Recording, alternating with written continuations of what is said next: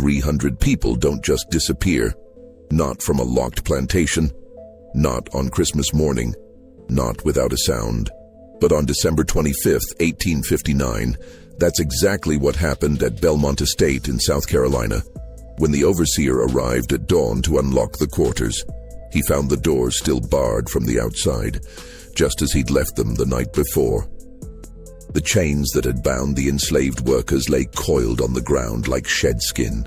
The work tools stood arranged in perfect rows. The cooking fires still smoldered, but every single person was gone. No footprints led away through the frost. No boats were missing from the river dock. The bloodhounds brought in from neighboring plantations circled the empty quarters and sat down, confused, as if the scent simply ended. The plantation owner, Thomas Vance, offered a reward equivalent to $500,000 in today's currency. Newspapers across the South published descriptions. Slave catchers combed 3 states for months. They never found a single person, not one body, not one witness, not one clue that made sense. What they did find in the weeks that followed would raise questions that authorities tried desperately to bury. Questions about what had really been happening at Belmont Estate in the months before that Christmas morning. If you're intrigued by mysteries that history tried to forget, subscribe to this channel. We dig into the stories that were meant to stay buried. And this one goes deeper than anyone expected. Before we continue with the story of Belmont Estate and the 300 souls who vanished without a trace, let us know in the comments what state or city you're listening from. We want to know where our community of mystery seekers is watching from. Now, to understand what happened that Christmas, you need to understand what Belmont Estate was, and what it had become in the year before everything changed. Because the disappearance didn't happen in a vacuum. It was the culmination of months of careful planning, desperate hope, and something far more sinister than anyone could have imagined. Belmont Estate sat on 1,100 acres along the Combahee River, about 40 miles southwest of Charleston. It wasn't the largest plantation in the Low Country, but it was among the most profitable. Rice. That was the crop that built fortunes in South Carolina, and Thomas Vance had inherited one of the best rice-growing operations in the state when his father died in 1855. The estate had been in the Vance family for 3 generations. Thomas's grandfather, William Vance, had purchased the land in 1798 from a British loyalist family fleeing after the Revolution. He'd built the first rice fields using knowledge borrowed from enslaved Africans who understood the complex irrigation systems required for the crop. By the time Thomas inherited the property, Belmont was producing nearly $40,000 in rice annually, an enormous sum that placed the Vance family among the wealthiest in the region. The main house was a white-columned structure visible from the river, designed to impress visitors arriving by boat. It had 12 rooms, including a library that Thomas's father had filled with books on agriculture, philosophy, and classical literature. The furniture was imported from Europe. The silverware bore the family crest. Everything about the house was designed to project permanence, prosperity, and respectability.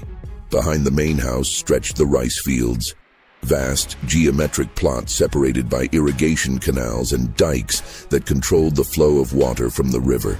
The fields looked orderly from a distance, almost beautiful in their precision, but up close, they were brutal. Rice cultivation required workers to stand in water for hours, sometimes up to their waists, exposed to disease, snakes, and the suffocating heat of South Carolina summers. Malaria was common. Accidents were frequent. The work destroyed bodies. The quarters where the enslaved population lived formed a separate compound about a quarter mile from the main house, positioned so that the main house residents couldn't hear the sounds of daily life there. The crying children, the evening songs, the arguments, the grief. 32 cabins arranged in 4 neat rows. Each cabin housed between 8 and 12 people. The structures were simple. Wooden frames with gaps between the boards, dirt floors, a single fireplace for cooking and heat. In summer, they were ovens. In winter, they were barely adequate shelter. There was a communal cooking area where meals were prepared in large iron pots. A small infirmary, really just another cabin with a few shelves of basic medical supplies, and surrounding it all, a fence. Not a high fence, not a particularly strong one, but a boundary nonetheless. A line that defined where people were permitted to exist. By 1859, Belmont Estate held 307 enslaved people. The oldest was a woman named Dinah, who was believed to be in her 80s, though no one knew for certain. Birth records weren't kept for enslaved people in the early years. The youngest were infants, born into bondage, their futures already determined. Among the population were skilled workers, carpenters, blacksmiths, seamstresses, cooks, midwives. There were field workers who knew the rhythms of rice cultivation better than any overseer. There were house servants who moved through the main house like ghosts, present but invisible, seeing everything and saying nothing. And there were the children, dozens of them, ranging from infants to teenagers. They worked too, once they were old enough. The youngest carried water to the fields, the older ones learned trades or joined the field gangs. Childhood as such barely existed. Thomas Vance was 31 years old when the disappearance occurred. He had inherited the plantation at 27, after his father suffered a stroke and died within days. Thomas had been educated at the College of Charleston, where he'd studied literature and philosophy before returning home to learn the practical business of plantation management. By all contemporary accounts, he was unremarkable. Not particularly cruel by the standards of the time, but not kind either.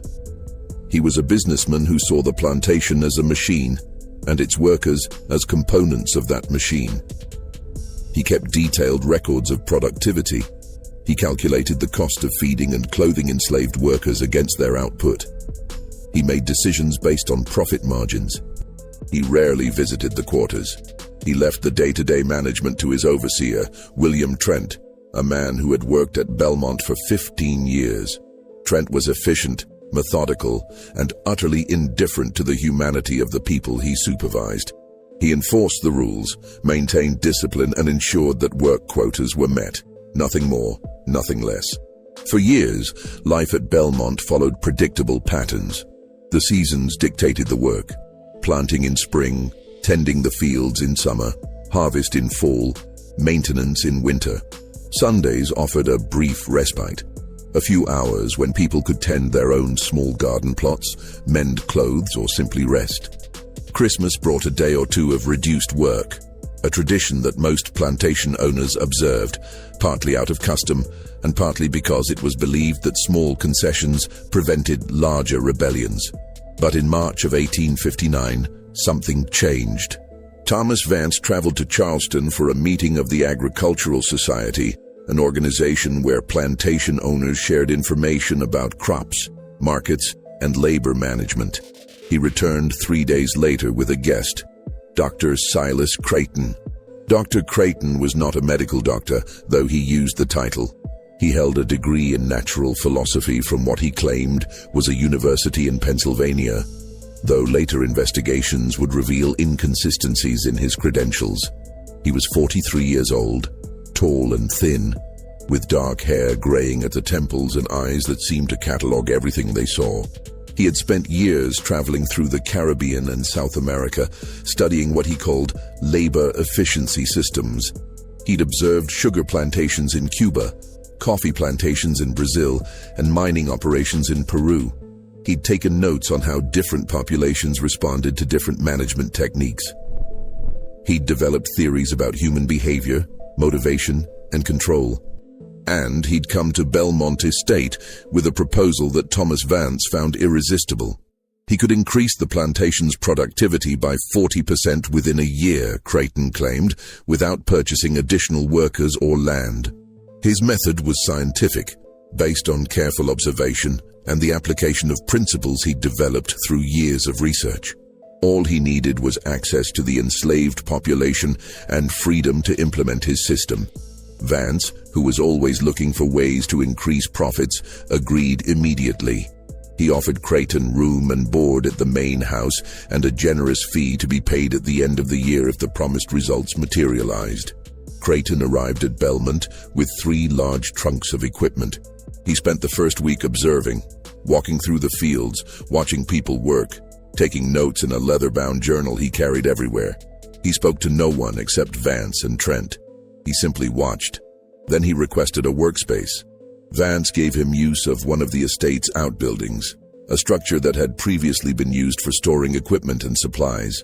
It was about 30 feet long and 20 feet wide, with a wooden floor, solid walls, and a few small windows. Creighton had the windows covered with heavy cloth. He installed locks on the doors, serious locks, the kind used on warehouses in Charleston. He brought in furniture, a desk, chairs, shelves. He unpacked his equipment, brass instruments with dials and gauges, glass containers of various sizes, leather straps mounted on wooden frames, notebooks and writing implements, lamps that burned with unusual brightness. Workers who glimpsed inside when the doors opened briefly described seeing things they didn't understand. Diagrams on the walls, charts with numbers and symbols, strange tools that looked like they belonged in a doctor's office or a workshop. Within 2 weeks of his arrival, Creighton began what he called assessments. The first group was brought to his building on a Monday morning in late March. 5 people, 3 men and 2 women, all field workers in their 20s and 30s. Trent escorted them from the quarters to Creighton's building and left them there. They emerged 6 hours later. They were quiet. Not silent exactly, but subdued in a way that seemed unusual. When asked what had happened inside, they gave vague answers. "He measured us," one man said. "Asked questions," a woman added. "Nothing more." Over the following weeks, every person at Belmont Estate underwent an assessment. Creighton worked methodically, bringing in groups of 5 or 6 at a time. The sessions lasted anywhere from 4 to 8 hours. What happened during these assessments would later become a subject of intense speculation and horror. Based on testimony from survivors and fragments of Creighton's notes that were eventually discovered, we can piece together some of what occurred. Creighton measured everything: height, weight, arm span, hand size, chest circumference. He measured how far people could reach, how much weight they could lift, how long they could stand without sitting. He timed how quickly they could complete simple tasks, picking up objects, moving from one side of the room to the other, responding to commands. He asked questions, hundreds of questions, about their families, their childhoods, their fears, their dreams, about what made them angry, what made them sad, what made them obedient. He asked about their relationships with other workers, with overseers, with the Vance family. He took notes on everything. Each person had a file, pages of observations written in Creighton's precise handwriting. And then there were the tests. These were more disturbing. Creighton would present people with scenarios, hypothetical situations, and ask how they would respond. He would show them objects and ask them to identify uses. He would give them tasks that seemed pointless, arranging blocks and patterns, repeating sequences of numbers, standing in uncomfortable positions for extended periods, and observe how they reacted. Some people found the assessments merely tedious. Others found them deeply unsettling. There was something about Creighton's manner, the way he watched, the way he wrote in his notebook, the way he seemed to be looking not at them but through them, that created a profound sense of unease. But the assessments were only the beginning. Once Creighton had completed his initial observations, he began implementing what he called his system. The work schedule was restructured.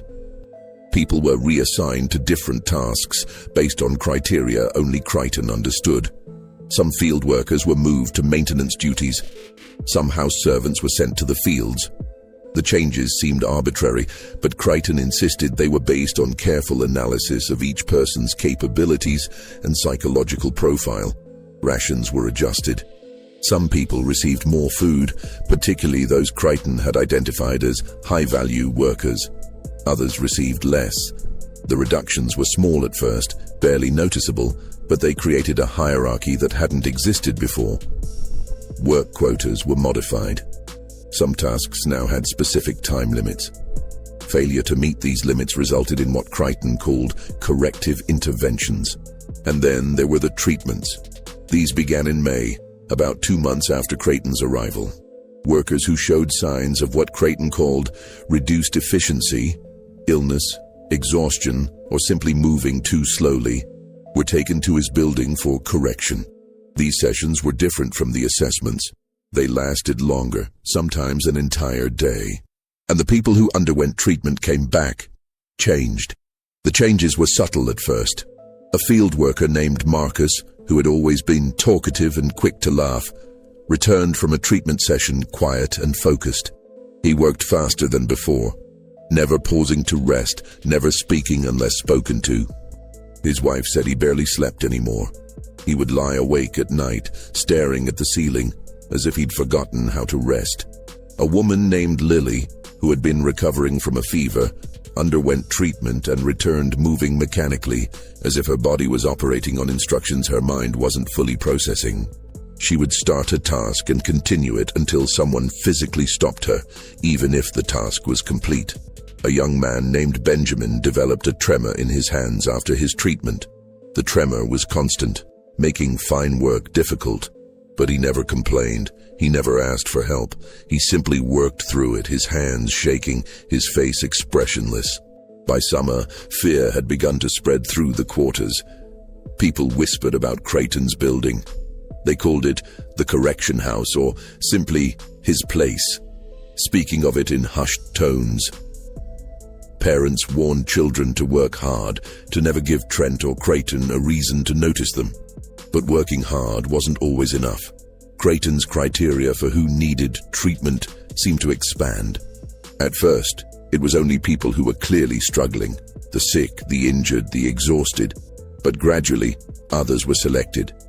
People who asked too many questions, people who seemed to be forming close friendships with others, people who sang certain songs or told certain stories. It was as if Crichton was trying to identify and eliminate something, some quality or characteristic that he saw as problematic. And then people started dying. The first death occurred in early July. Henry was 32 years old, a field worker who had been at Belmont his entire life. He was strong, healthy, known for his ability to work long hours in the brutal heat without complaint. He had a wife, Clara, and 3 children. In late June, Crichton selected Henry for treatment. The reason wasn't clear. Henry hadn't been sick or slow. But Trent brought him to the correction house on a Tuesday morning. He emerged 2 days later. Clara said he was different immediately. He wouldn't speak to her. He wouldn't eat. He would stand in their cabin staring at the wall for hours. When she tried to touch him, he flinched away. In the fields, he worked with a strange intensity, moving faster than seemed humanly possible, never stopping, never resting. Other workers tried to talk to him, but he didn't respond. It was as if he couldn't hear them, or as if he'd forgotten how to process language. After 4 days, he collapsed in the field. The other workers carried him to the infirmary, where he lay on a cot, his eyes open but unseeing. He died that night without ever speaking again. The official cause of death was listed as fever, but everyone knew that wasn't right. Henry hadn't had a fever. He'd had something else, something that had been done to him in Crichton's building. 3 more people died over the next 2 weeks. All of them had recently undergone treatment. All of them exhibited similar symptoms: withdrawal, mechanical behavior, inability to eat or sleep, followed by sudden collapse. Crichton showed no concern. When Vance questioned the deaths, Crichton explained that some subjects were incompatible with the optimization process. It was unfortunate, he said, but inevitable. The benefits to the overall system outweighed the occasional loss. Vance, focused on the productivity numbers that were indeed improving, accepted this explanation. But in the quarters, the deaths created a crisis. People were terrified. They didn't understand what was happening in the correction house, but they knew it was dangerous. They knew that being selected for treatment might mean death, and they knew they had no way to refuse. In August, a woman named Ruth tried to run. She was 24 years old, a house servant who worked in the main house kitchen. She had been selected for treatment and was scheduled to report to Crichton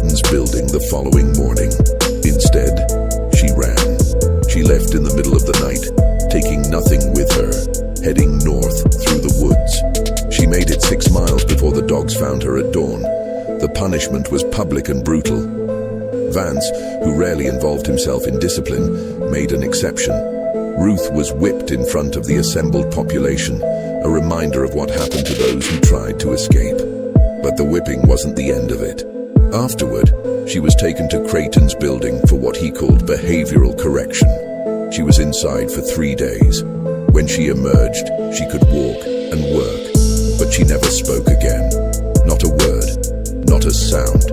Her eyes were open, but they seemed empty, as if something essential had been removed. People who had known Ruth said it was like looking at a shell. The person who had been Ruth, who had loved singing, who had told funny stories, who had dreamed of freedom, was gone.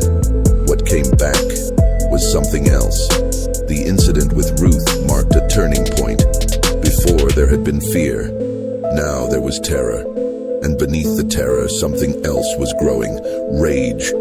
But rage alone wasn't enough. The people at Belmont Estate had learned, through generations of bondage, that open rebellion was suicide.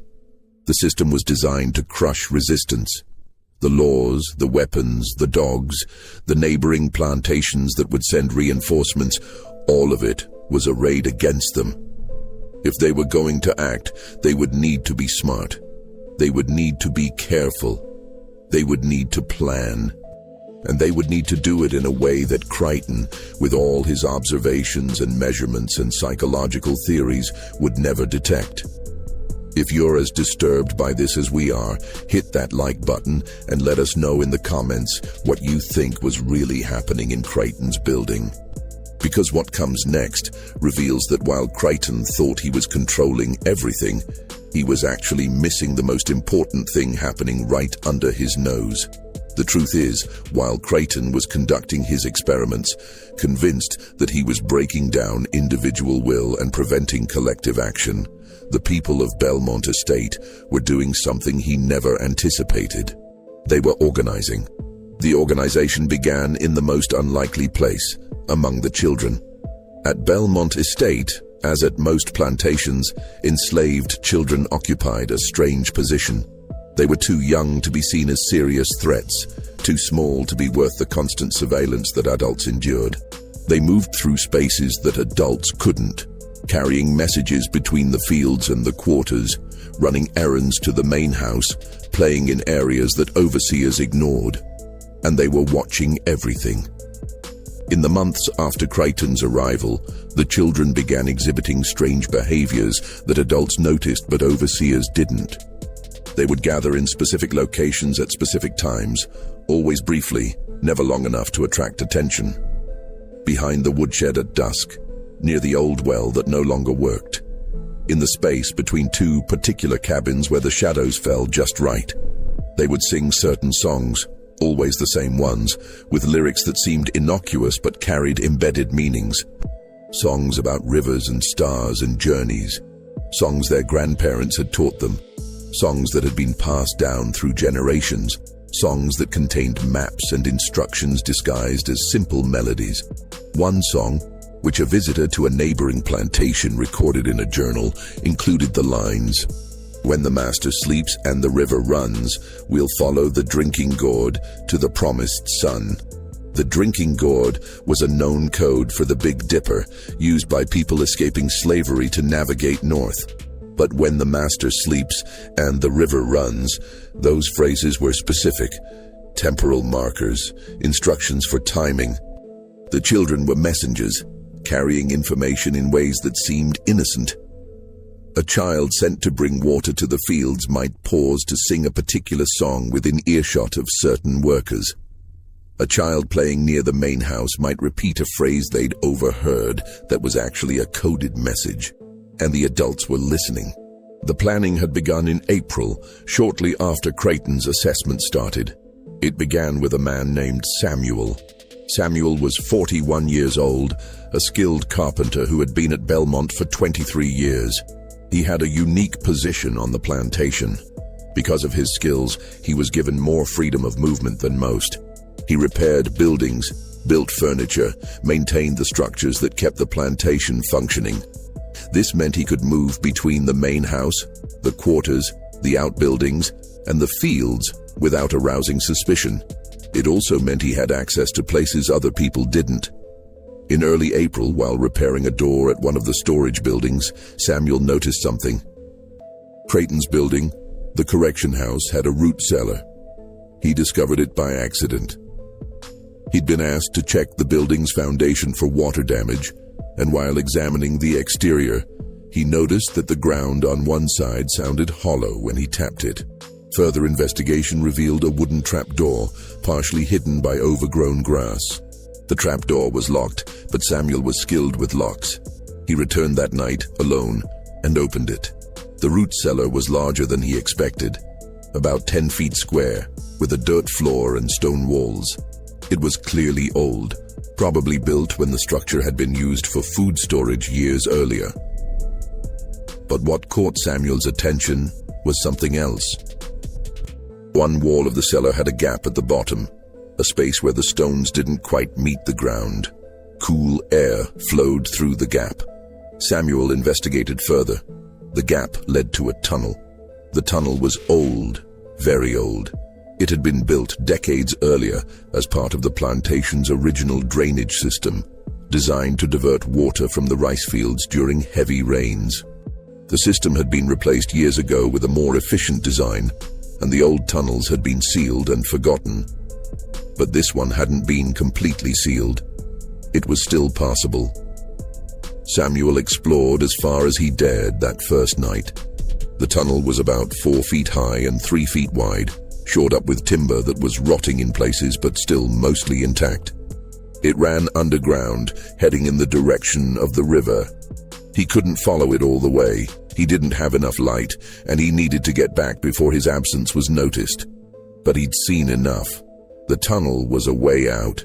Over the next week, Samuel told 3 people, his wife, Rachel, and 2 men he trusted absolutely, Daniel and Joseph. Both were field workers, both were strong and smart, and both had families they were desperate to protect. They began to plan. The tunnel would need to be cleared. Parts of it had collapsed over the years, and debris blocked sections of the passage. They would need to shore up weak points. They would need to determine where it led and whether it was actually passable all the way to the river. And they would need to do all of this in secret, working in the one place on the plantation where they might not be observed. Underground, in Creighton's own building. It was audacious. It was dangerous. But it was possible. Samuel had learned to pick the lock on Creighton's building. The lock was good, but not perfect, and Samuel had been working with locks his entire adult life. He could open it in less than a minute. They began working at night. Small groups, never more than 3 or 4 people at a time, would slip into the building after dark, access the root cellar, and spend hours clearing the tunnel. They worked in complete darkness, unable to risk even a candle that might be seen through gaps in the walls. They moved debris by hand, feeling their way through the tunnel, shoring up weak points with stolen timber. It was exhausting, terrifying work. The tunnel was cramped and airless. The constant fear of collapse was overwhelming, and there was always the risk that Creighton would discover what they were doing. But they continued. By June, they had cleared nearly 100 yards of tunnel.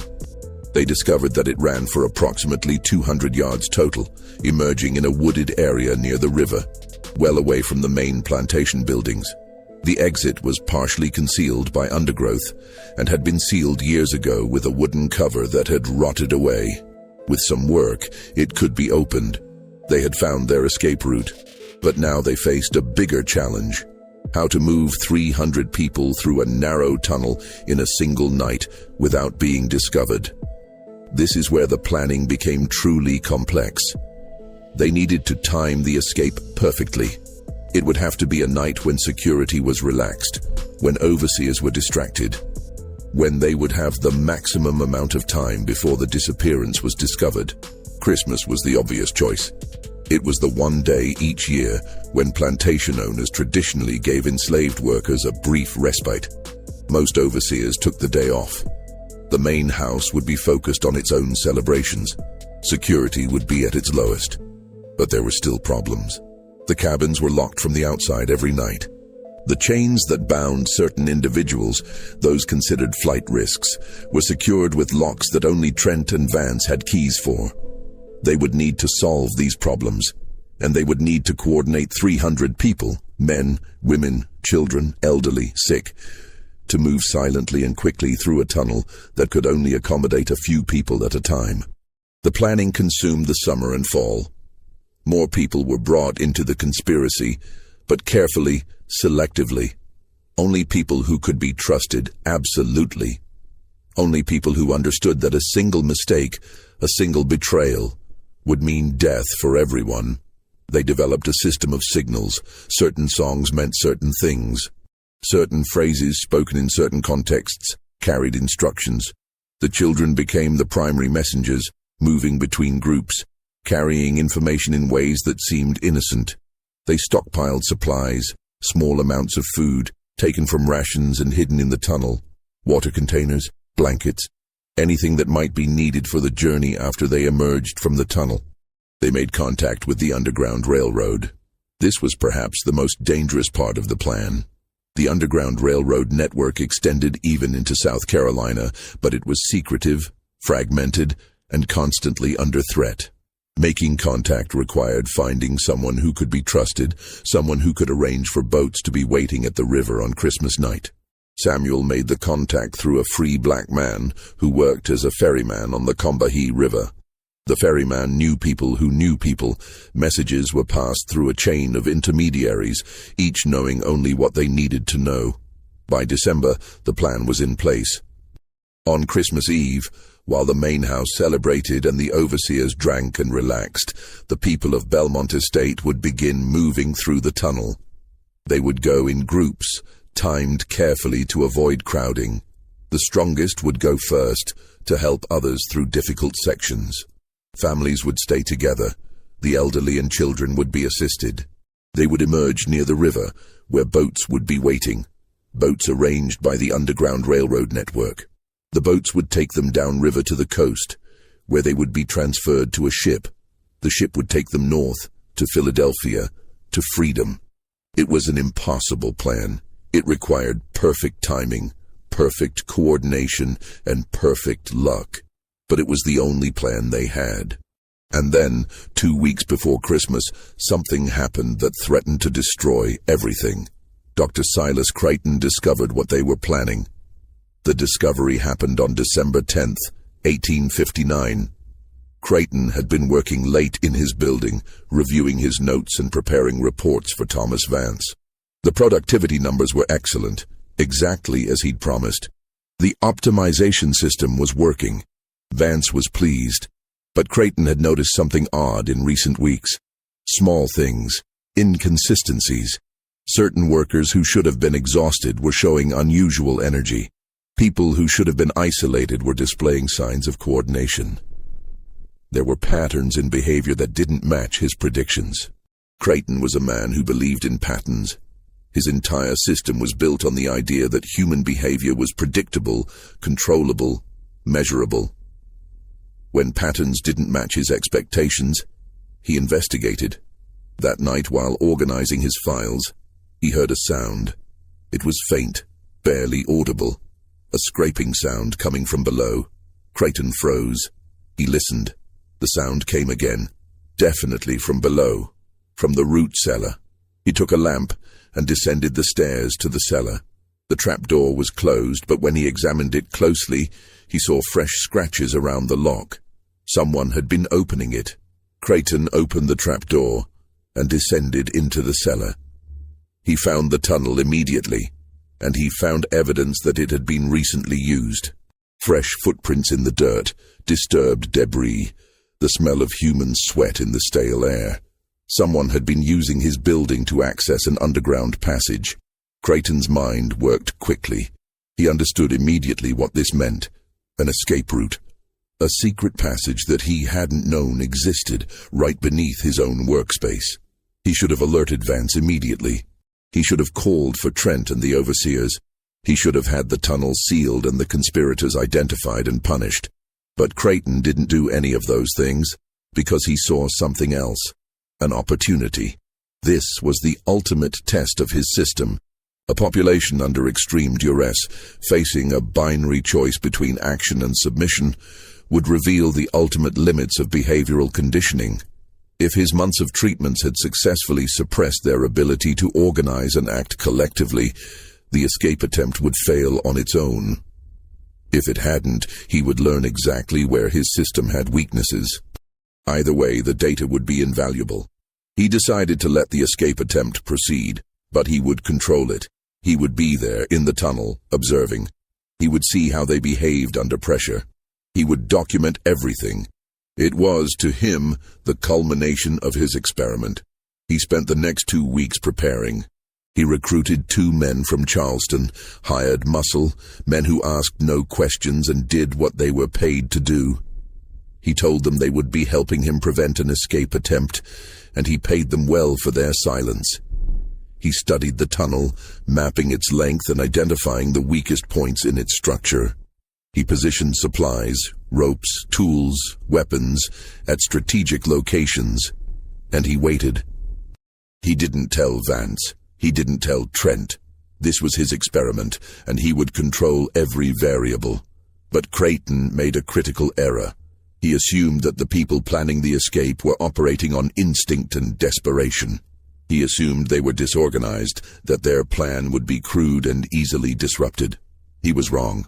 Because the people of Belmont Estate had been planning for 8 months, they had anticipated problems, they had backup plans, and they had something Creighton, with all his theories and measurements, had never understood. They had each other. On Christmas Eve, as the sun set over the Combahee River, the final preparations began. In the quarters, people moved through their evening routines as they always did. They cooked meals, they tended to children, they sang songs. To any observer, it was a normal evening. But beneath the surface, something else was happening. Signals were being passed. Final instructions were being given. People were saying goodbye to the places they'd lived, the graves of family members they would never see again, the small pieces of life they'd managed to build in captivity. At the main house, Thomas Vance was hosting a Christmas Eve dinner for neighboring plantation owners. 8 guests, including their wives. The dining room was lit with candles. The table was laden with food. Wine flowed freely. Vance was in excellent spirits.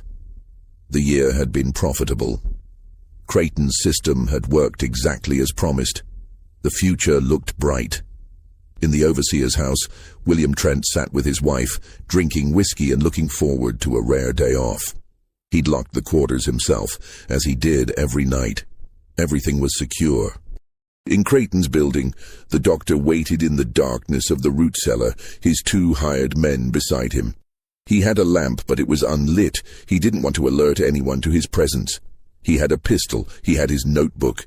He was ready to observe. And in the quarters, as the last light faded from the sky, Samuel picked the lock on his cabin door. The escape had begun. The first group entered the tunnel at 8 o'clock. Samuel led them. 5 strong men who would clear any remaining obstacles and help others through difficult sections. They moved silently through the darkness, feeling their way along the tunnel walls, counting their steps to track their progress. Behind them, at carefully timed intervals, came more groups. Families stayed together. The elderly were assisted by younger workers. Children were carried. Everyone moved in complete silence. The tunnel was cramped and terrifying. The air was thick and stale. The darkness was absolute. But people kept moving, driven by the knowledge that freedom was at the other end. By 9 o'clock, nearly 100 people had entered the tunnel. That's when Creighton made his move. He lit his lamp. The sudden light in the tunnel was blinding. People froze, confused and terrified. Creighton stepped forward, his 2 hired men flanking him. He was positioned about halfway through the tunnel, at a point where the passage narrowed. "Stop," he said. His voice echoed off the stone walls. For a moment no one moved. The people in front of Creighton were trapped between him and those behind them. The people behind couldn't see what was happening but could sense that something was wrong. Crichton raised his pistol. "You will return to the quarters," he said. "This escape attempt is over." But then something happened that Crichton hadn't anticipated. Someone started singing.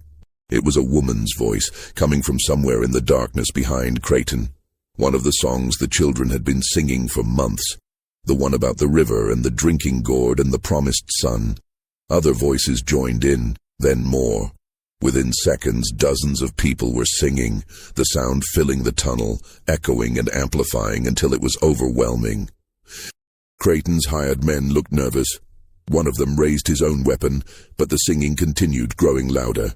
And then, people started moving forward, not running, not attacking, just walking, steadily, toward Crichton and his men.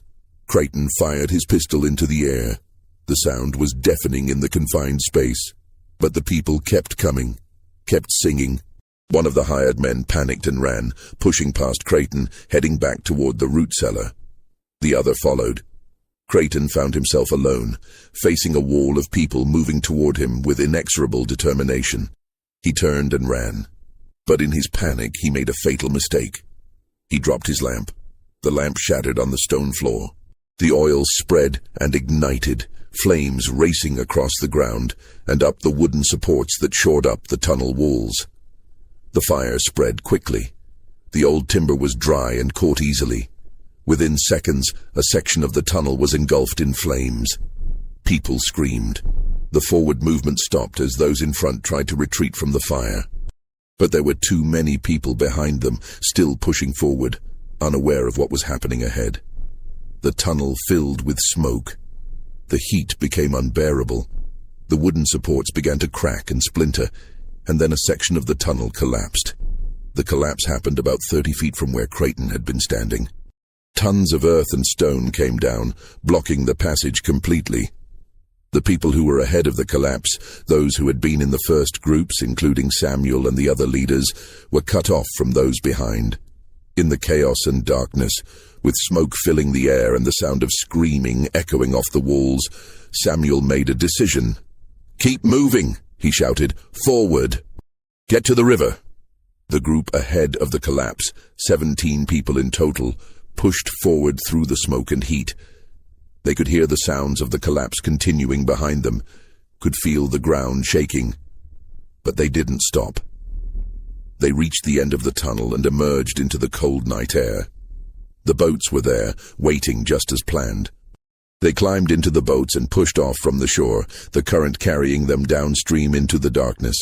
Behind them, in the tunnel, 283 people were trapped.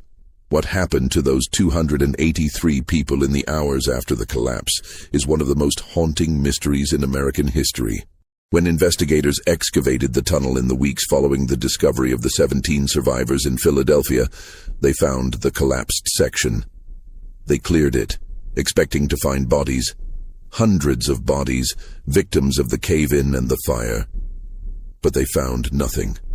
No bodies, no bones, no clothing, no personal effects. The tunnel beyond the collapse was empty. The investigators were baffled. They brought in engineers to examine the structure. They brought in miners who had experience with cave-ins. They searched every inch of the tunnel, from the root cellar to the river exit. Nothing. It was as if the people had simply vanished. Several theories were proposed. The first theory was that the bodies had been consumed by the fire. But this didn't make sense. The fire had been intense but brief. It had burned out quickly once the wooden supports were consumed, and fire doesn't completely destroy human remains. There should have been bones at minimum. The second theory was that the bodies had been washed away by water. The tunnel had been part of a drainage system after all. Perhaps water had flooded in after the collapse, carrying the bodies away. But when engineers examined the tunnel, they found no evidence of flooding. The ground was dry. There were no watermarks on the walls, and the tunnel didn't connect to any active waterways that could have produced such a flood. The third theory was that the survivors had somehow removed the bodies before fleeing. But this made no sense either. The 17 people who escaped had barely made it out themselves. They wouldn't have had time to move hundreds of bodies. And where would they have taken them? The mystery deepened when investigators examined Creighton's building more carefully. They found his notebooks, dozens of them, filled with observations, measurements, and theories. The notebooks revealed the extent of his experiments, the treatments he'd subjected people to, the psychological techniques he'd employed. But the final notebook, the one Creighton had been keeping in the weeks before Christmas, contained entries that were increasingly erratic. In early December, he wrote, "The subjects are exhibiting unexpected patterns of coordination. My conditioning protocols should have prevented collective action, yet I observe signs of organization. This requires further investigation." A week later, "I have discovered their escape route. Rather than prevent it, I will allow it to proceed under controlled observation. This presents an unprecedented opportunity to test the limits of my system." And then, on December 24th, the final entry. The handwriting was barely legible, the words running together. "They are not what I believed. The conditioning did not. They have done something I cannot. The tunnel is. They are singing and the sound I cannot." The entry ended mid-sentence. Creighton's body was never found. Neither were the bodies of his 2 hired men. The mystery consumed the local authorities for months. The disappearance of 300 enslaved people was a massive financial loss for Thomas Vance, a loss he could not afford. He offered enormous rewards for information. He hired private investigators. He traveled to neighboring states, searching for any sign of the missing people. He found nothing. The story spread through the South, creating panic among plantation owners. If 300 people could disappear from a locked plantation without a trace, what did that mean for the security of the entire system? Newspapers published wild theories. Some claimed it was an elaborate conspiracy involving northern abolitionists. Others suggested that the people had been smuggled onto ships and taken to the Caribbean or South America. A few even proposed supernatural explanations, though these were quickly dismissed by serious investigators. But no theory could explain the physical evidence or the lack of it. And then, 3 weeks after the disappearance, the 17 survivors were discovered in Philadelphia. The discovery of the survivors should have solved the mystery. Instead, it deepened it. The 17 people were found hidden in the hold of the Meridian Star, a merchant vessel that had departed from Charleston 2 weeks earlier. They were emaciated, dehydrated, and terrified, but they were alive. Federal marshals, operating under the Fugitive Slave Act, took them into custody. Thomas Vance traveled to Philadelphia to identify and reclaim his property. But the 17 refused to speak in front of Vance or the federal authorities. They would only talk to Margaret Lindsay, a Quaker abolitionist who had been providing aid to freedom seekers for years. Lindsay met with them in the jail where they were being held. She spent hours listening to their stories, taking notes, trying to understand what had happened. What they told her was documented in letters she wrote to fellow abolitionists, letters that were later published in anti-slavery newspapers, though their authenticity was fiercely disputed by Southern publications. According to these accounts, the escape had been planned for 8 months, exactly as investigators had suspected. The tunnel had been cleared in secret. The timing had been carefully calculated. The boats had been arranged through Underground Railroad contacts. Everything had been going according to plan until Creighton appeared in the tunnel. The survivors described the confrontation: Creighton's lamp, his pistol, his demand that they return. They described the singing that had started spontaneously, the way people had moved forward despite the threat. They described the fire and the collapse. But then their accounts became fragmented and contradictory. One woman, whose name was recorded only as E, told Lindsay something that didn't appear in the official reports. She said that when the tunnel collapsed, she was near the front of the group, close enough to make it through before the passage was completely blocked. But she could hear what was happening behind her. She heard screaming at first, as expected. But then the screaming stopped and she heard something else, singing. It was coming from deeper in the tunnel, from the direction where the others had been trapped. Not screaming, not crying, singing. The same songs the children had been singing for months. The ones with the coded messages. It was like they knew, E told Lindsay. Like they'd planned for this too. Like the collapse wasn't the end. It was part of something else. Lindsay pressed her for details. What did she mean? What could they have planned? E couldn't explain. She only knew what she'd heard.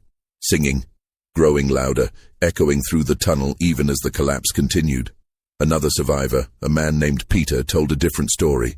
He claimed that he'd been near the back of the group that made it through. He'd looked back just before the final collapse, and in the light of the flames, he'd seen something that made no sense. He saw people. He couldn't tell who in the darkness, deliberately pulling down the support beams. Not accidentally, not in panic. Deliberately, methodically bringing down the tunnel behind them. They were sealing it, Peter said. On purpose. They didn't want anyone to follow. Lindsay asked the obvious question. Why would they seal themselves in? Peter had no answer. He only knew what he'd seen. A third survivor, a young woman named Sarah, told yet another story.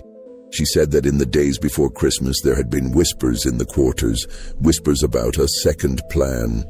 She didn't know the details. She was young, and the adults had been careful about what they said around children. But she'd heard fragments. Something about the deep way.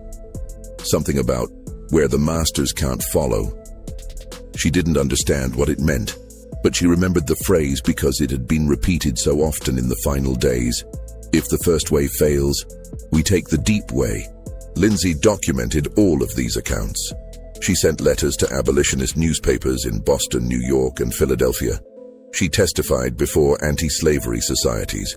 She tried to use the story to fuel opposition to slavery. But the accounts were so contradictory, so strange, that many people dismissed them as exaggerations or fabrications. Southern newspapers certainly did, claiming that Lindsay had invented the entire story to serve her abolitionist agenda.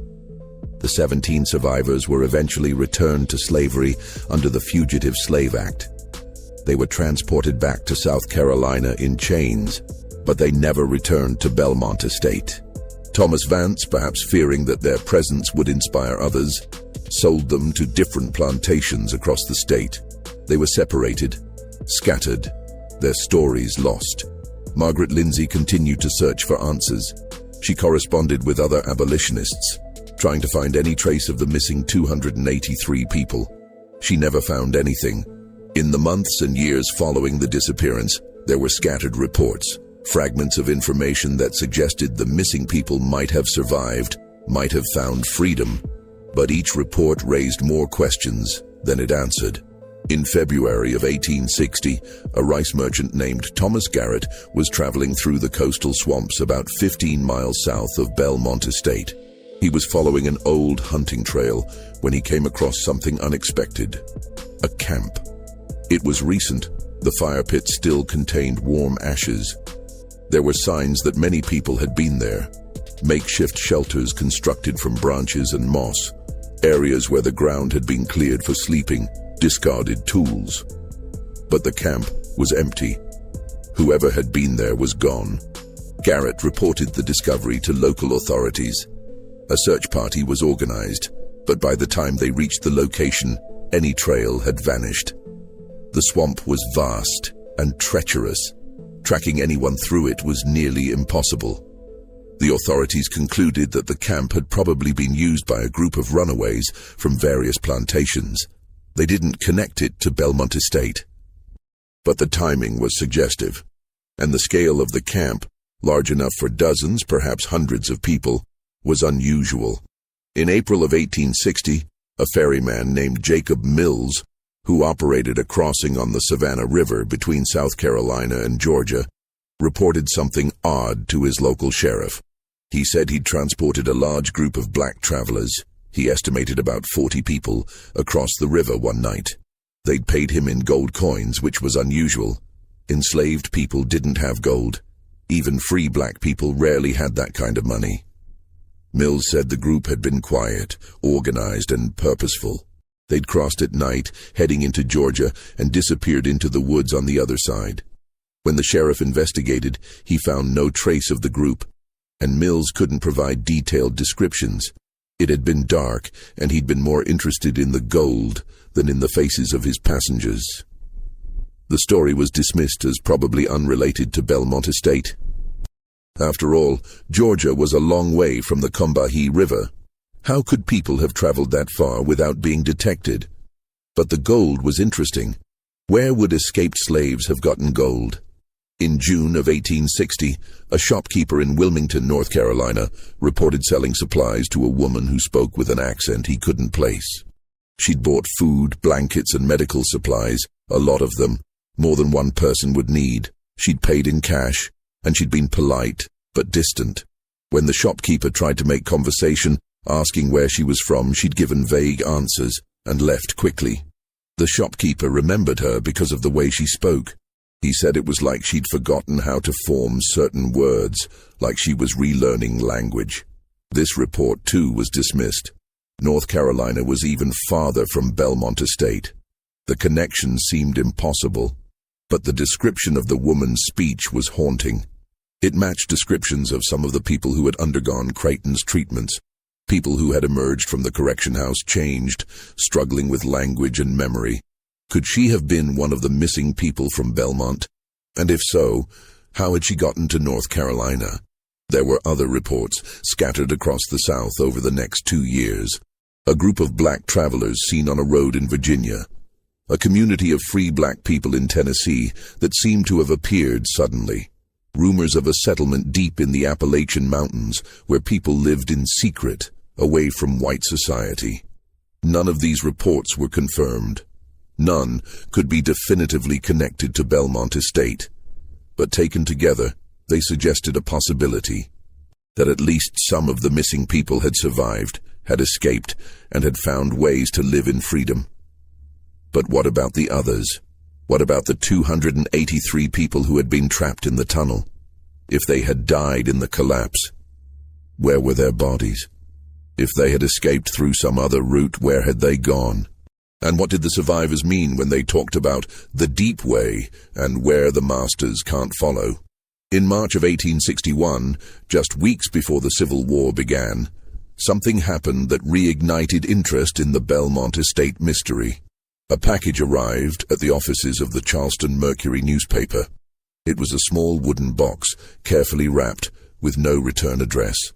Inside was a single item, a chain. It was one of the chains that had been found at Belmont Estate on Christmas morning, the chains that had bound certain individuals and had been found unlocked and carefully arranged. The chain was accompanied by a note, written in careful, elegant script on good paper. "We are not lost. We are free. And we remember." The note was unsigned. The newspaper published a brief article about the package, including a description of the chain and a transcription of the note.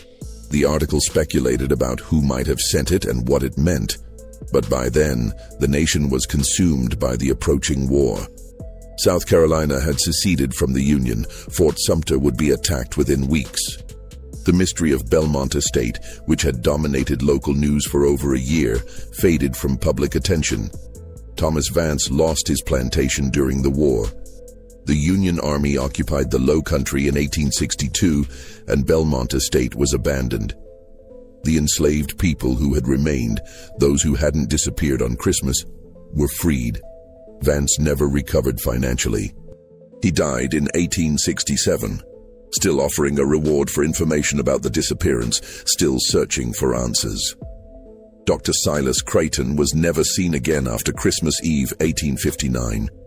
His family in Pennsylvania, when contacted by investigators, claimed no knowledge of his work in South Carolina. They said he'd always been secretive about his research. When investigators looked into his credentials, they discovered that much of his background was fabricated. The university he claimed to have attended had no record of him. The papers he claimed to have published didn't exist. Creighton, it seemed, had been as much a mystery as the disappearance itself. The tunnel was eventually filled in. The buildings at Belmont Estate were torn down in the 1880s. The land was sold and subdivided. Rice cultivation in the area declined as the economy changed. Today, there's a small historical marker near where Belmont Estate once stood. It mentions the plantation's role in rice cultivation and notes that it was abandoned during the Civil War. It doesn't mention the disappearance. It doesn't mention the 300 people who vanished on Christmas morning. It doesn't mention Dr. Creighton or his experiments. The story has been largely forgotten, but the mystery remains. Over the years, historians and researchers have proposed various theories about what happened to the missing people of Belmont Estate. Theory 1. Mass death in the tunnel. The most straightforward explanation is that the 283 people trapped in the tunnel died in the collapse and fire, and their bodies were somehow lost or destroyed. But this theory has significant problems. As mentioned earlier, fire doesn't completely destroy human remains. And the tunnel was examined thoroughly. There should have been some evidence of mass death. Some researchers have suggested that perhaps the bodies were removed later, either by the survivors who escaped or by others who wanted to hide the evidence. But this seems logistically impossible. Moving hundreds of bodies through a collapsed tunnel would have required enormous effort and time. Theory 2. Alternative escape route. Another theory is that the trapped people found an alternative escape route, perhaps another branch of the old drainage system that investigators didn't discover. This is more plausible. The drainage system at Belmont Estate had been extensive, and not all of it had been mapped. It's possible that there were other tunnels, other exits, that the trapped people discovered in their desperation. If they escaped through an alternative route, they might have emerged far from the plantation, in a location where they could scatter and disappear into the landscape. But this theory doesn't explain the singing that survivors reported hearing, or the deliberate collapse that Peter claimed to have witnessed. Why would people seal the tunnel behind them if they were trying to escape?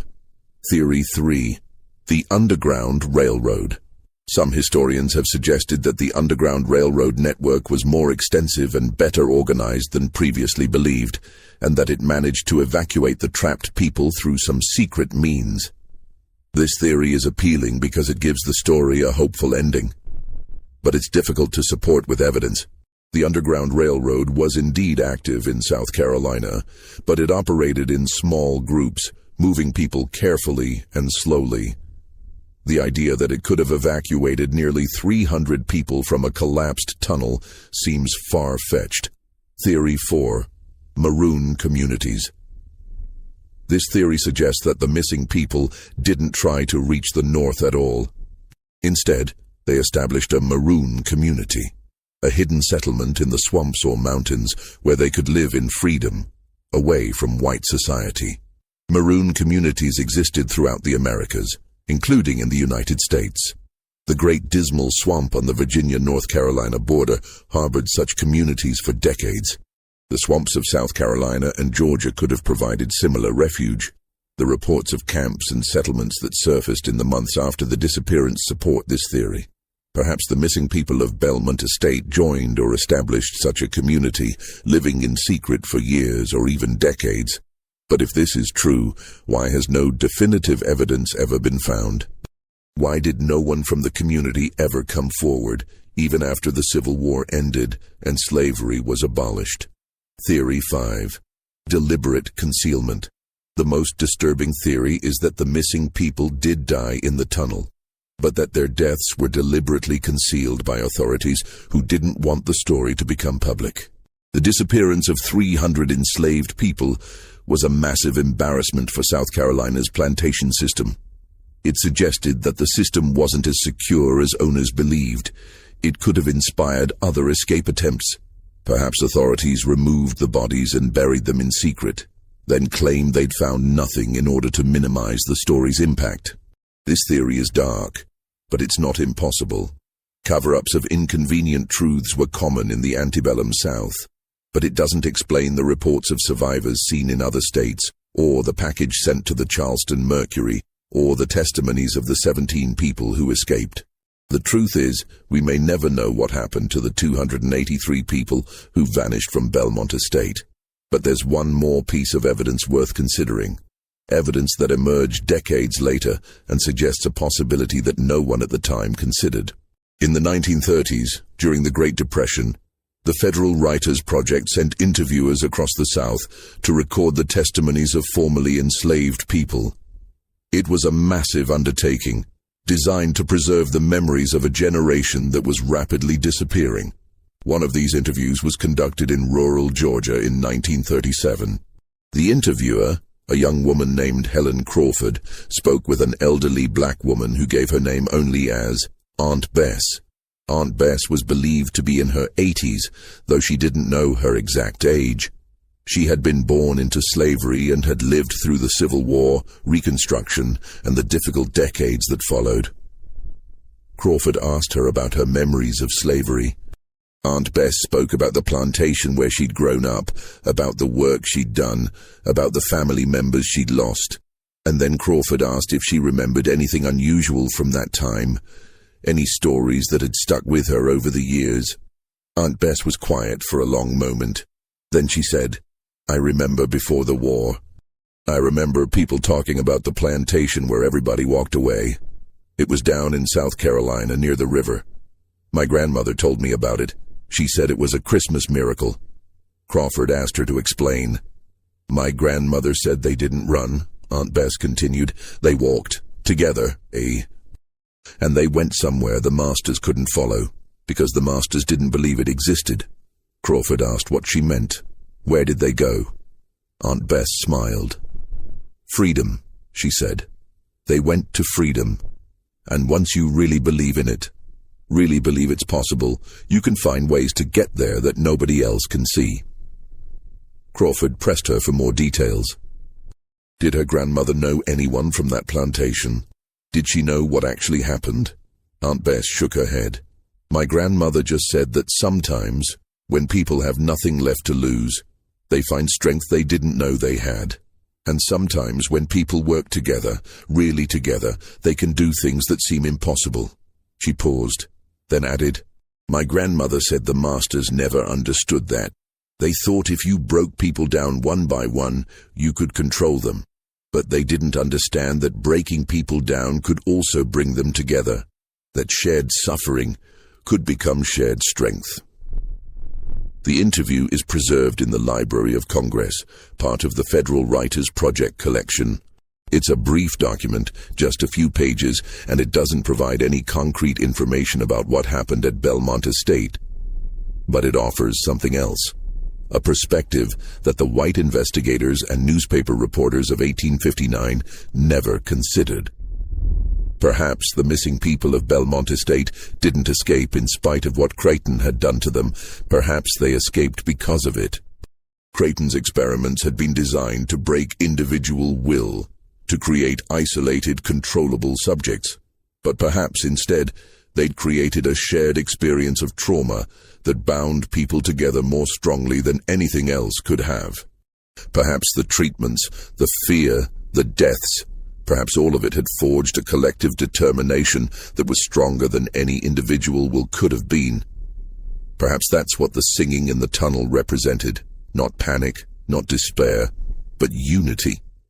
A declaration that they were together, that they would face whatever came as one. And perhaps the deep way that survivors mentioned wasn't a physical route at all. Perhaps it was something else, a psychological or spiritual journey that people undertook together, a transformation that allowed them to survive in ways that their oppressors couldn't understand or track. This is speculation, of course. There's no way to prove it. But it offers an explanation for why the bodies were never found, why the survivors' accounts were so contradictory, why the reports of sightings were so scattered and vague. Perhaps the people of Belmont Estate didn't just escape. Perhaps they transformed. Perhaps they found a way to exist that was so different from what their masters expected that they became, in effect, invisible. What do you think happened to the missing people of Belmont Estate? Do you believe they found freedom, or did something else occur that night in the tunnel? Leave your thoughts in the comments below. And if this story has made you think about the mysteries that history leaves behind, share this video with someone who loves unsolved mysteries. Hit that like button to support our content and subscribe to never miss stories like this. There are more mysteries waiting to be explored. The mystery of Belmont Estate has never been officially solved. The 17 survivors who were captured in Philadelphia and returned to slavery were eventually freed during the Civil War. Most of them disappeared into the chaos of Reconstruction, and their later lives are unknown. Margaret Lindsay continued her abolitionist work until her death in 1879. She never stopped searching for information about the missing people, but she never found definitive answers. The tunnel at Belmont Estate was filled in during the 1870s when the property was sold. The new owners wanted no reminders of the plantation's past. Dr. Silas Creighton's notebooks were eventually donated to a historical society in Charleston. They remained in storage, largely unexamined, until the 1920s, when a researcher studying the history of slavery in South Carolina discovered them. The notebooks revealed the full extent of Creighton's experiments, the psychological techniques he'd used, the treatments he'd administered, the theories he'd been testing. They were disturbing documents, evidence of systematic dehumanization disguised as scientific research. But they also revealed something else. Creighton had been wrong. His entire system was based on the assumption that human beings could be reduced to predictable, controllable components. That will could be broken, behavior could be shaped, and resistance could be eliminated through the right combination of conditioning and control. The disappearance of 300 people proved him wrong. Despite months of treatments, despite the fear and trauma he'd inflicted, despite his careful observations and measurements, the people of Belmont Estate had organized, planned, and acted collectively. They had maintained hope. They had protected each other. They had found a way to resist. Creighton's final notebook entry, the one that ended mid-sentence, suggests that he realized this in his last moments. "They are not what I believed," he wrote. "The conditioning did not. He had discovered too late that human beings are not machines. That will cannot be completely broken. That people, even in the most desperate circumstances, can find ways to maintain their humanity and fight for their freedom." The chain that was sent to the Charleston Mercury in 1861 was never traced to a specific sender, but its message was clear. We are not lost. We are free, and we remember. Whether the missing people of Belmont Estate all survived, whether they found freedom, whether they established communities where they could live in peace, these questions remain unanswered. But perhaps the most important truth is this: they tried. In the face of overwhelming oppression, in a system designed to crush hope, 300 people came together and attempted the impossible. They planned for months. They worked in secret. They risked everything. And on Christmas morning, 1859, they walked away from Belmont Estate, leaving only their chains behind. That act of collective resistance, regardless of its ultimate outcome, stands as a testament to the human spirit's refusal to be broken. The historical marker near the site of Belmont Estate doesn't mention any of this.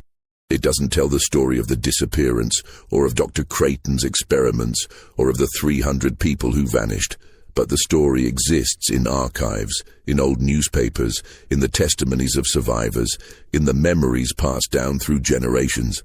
And it exists in the questions that remain unanswered. What happened in that tunnel on Christmas Eve, 1859? Where did the missing people go? How did they survive, if they survived? And what did they mean when they said they went somewhere the masters couldn't follow? These questions may never be fully answered, but they remind us that history is full of mysteries, events that challenge our understanding, that resist simple explanations, that force us to confront the limits of what we know.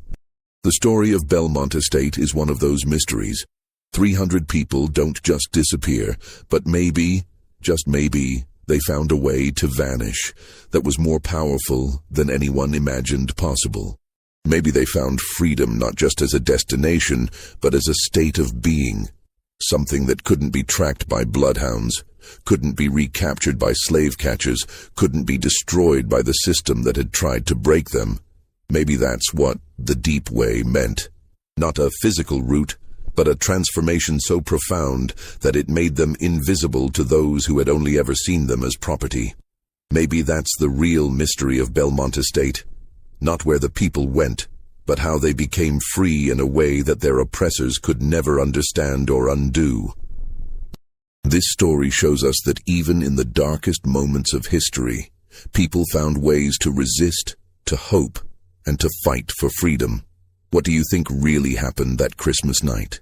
Do you believe the missing people found freedom, or is there another explanation? Leave your comment below and let's discuss this mystery together. If you enjoyed this deep dive into one of history's most puzzling disappearances, subscribe to our channel and hit the notification bell so you never miss our investigations into the stories that history tried to forget. Share this video with someone who loves mysteries and check out our other videos on screen for more stories that will make you question everything you thought you knew about the past. See you in the next video. The chains from Belmont Estate were never found again after that package arrived at the Charleston Mercury. But somewhere in South Carolina, in the swamps and forests that have reclaimed what used to be plantation land, there might still be traces of what happened that Christmas night. 300 people don't just disappear, but maybe, just maybe, they found a way to vanish that was more powerful than anyone imagined possible. And maybe their story, the story of how they came together, how they planned, how they walked away from bondage, is more important than knowing exactly where they went. Because the act of walking away, the act of choosing freedom even in the face of impossible odds, is itself a kind of victory. And that victory, that choice, that moment when 300 people said no more and walked into the unknown together, that's the real story of Belmont Estate. That's the story that history tried to forget. But we remember.